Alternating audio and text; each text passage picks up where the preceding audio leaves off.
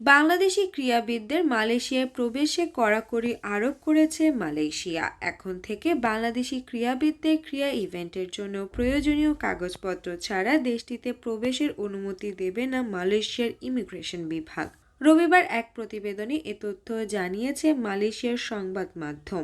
প্রতিবেদনে বলা হয়েছে, ইমিগ্রেশনের মহাপরিচালক দাতুক জাকারিয়া সাবান জানিয়েছে, একটি সিন্ডিকেট ক্রীড়া ইভেন্ট যোগদানের অজুহাতে বাংলাদেশি সহ বিদেশি নাগরিকদের মালয়েশিয়াতে প্রবেশ করিয়েছে। পরিচালক বলেন, গত অক্টোবরে সিন্ডিকেট 18 জন ক্রীড়াবিদদের নিয়ে এসেছে। তখন 21 থেকে 33 বছর বয়সী একজন ব্যক্তিকে মালুরিতে অভিযান চালিয়ে আটক করা হয়। তখন একটি ক্রীড়া প্রতিযোগিতায় অংশগ্রহণের জন্য আসা ওই ব্যক্তিদের পাসপোর্ট এবং একটি আমন্ত্রণপত্র জব্দ করা হয়।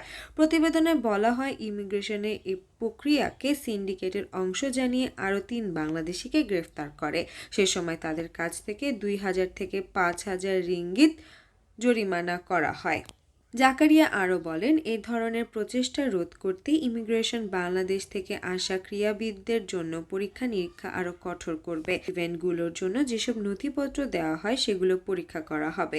প্রতিবেদনে বলা হয়েছে, এছাড়া ইমিগ্রেশন মালয়েশিয়ায় ক্রীড়া ইভেন্টে বাংলাদেশিদের প্রবেশাধিকার পরীক্ষা করার জন্য অন্য সংস্থাকে নিয়োগ করবে বলে জানিয়েছে মহাপরিচালক দাতুক জাকারিয়া সাবান।